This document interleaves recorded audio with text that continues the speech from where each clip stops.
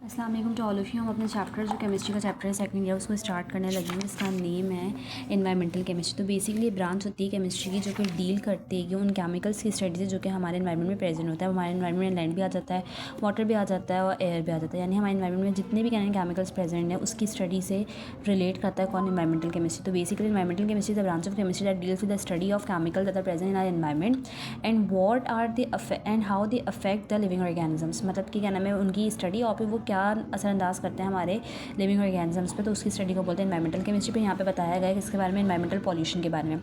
अब पॉल्यूशन कोई ना कोई सब्सटेंस कॉज करता है और जो सब्सटेंस क्या नाम है पॉल्यूशन कॉज करता है उसको बोलते हैं पॉल्यूटेंट। ठीक है, तो कोई भी क्या नाम है हार्मफुल सब्सटेंस आपके क्या नाम है एयर, आपके क्या नाम है अर्थ, यानी कि आपके वाटर और आपका लैंड किसी को भी डर्टी कर दे, ठीक है, और जो कि क्या नाम है इकोसिस्टम के लिए बहुत ज़्यादा क्या होता है डेंजरस होता है, तो उस क्या नाम है कंडीशन को बोलते हैं एनवायरमेंटल पॉल्यूशन। ठीक है, यहाँ पे सेवरल टाइप्स होते हैं पॉल्यूशन के, जैसे कि water pollution, air pollution, radio active pollution, noise pollution, soil pollution, बहुत बहुत किस्म के होते हैं। अगर यहाँ पे देखें तो अर्थ एनवायरनमेंट के क्या नाम है 4 मेन पार्ट्स होते हैं। ठीक है, कितने अर्थ के जो है हमारे एनवायरनमेंट है उसके 4 मेन पार्ट होते हैं। कौन कौन से क्या नाम है लिथोस्फीयर और हाइड्रोस्फीयर, बायोस्फीयर, एटमॉस्फेयर। जो लिथोस्फीयर होता है वो क्या होता है, यहाँ पे आप क्या हो जाती है अर्थ का साथ आता है आपका रॉक और जितना भी आपका ज़मीन वाला एरिया ना, सॉइल कवरिंग एरियाज, वो सब आते हैं किसमें लिथोस्फीयर में। हाइड्रोस्फीयर में आपके वाटर कवरिंग एरियाज आ जाते हैं, यानी कि जिसमें आपका ओशंस, आपके क्या नाम है रिवर सब आ जाएंगे, जितने भी वाटर सरफेस है, अंडरग्राउंड वाटर सब।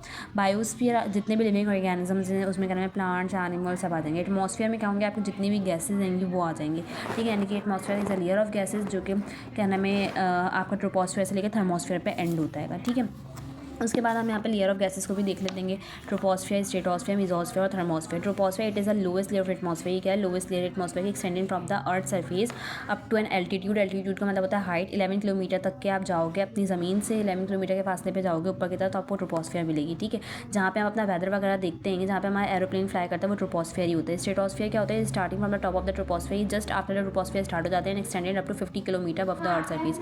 मेसोस्फेयर क्या है, it lies above stratosphere stretching from 50 kilometre to 85 kilometre above the earth surface.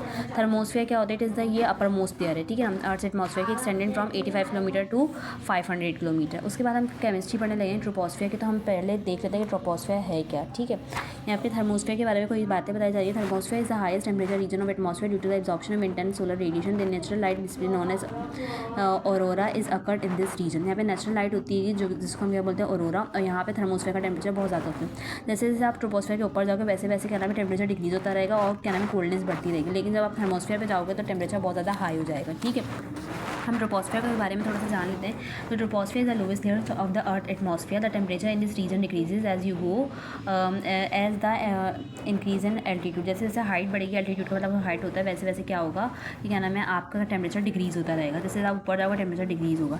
The temperature range is between, मतलब कितनी रेंज है यहाँ पर temperature 15 degree Celsius to -56 degree Celsius. It is a layer where oxygen, carbon dioxide and water vapour are available. यहाँ पे ये सब कुछ अवेलेबल होता है। ठीक है, troposphere is a layer where we live, जहाँ पे हम रहते हैं एंड वेदर हैपन, और जहाँ पे हम अपना मौसम वगैरह देख लेते हैं।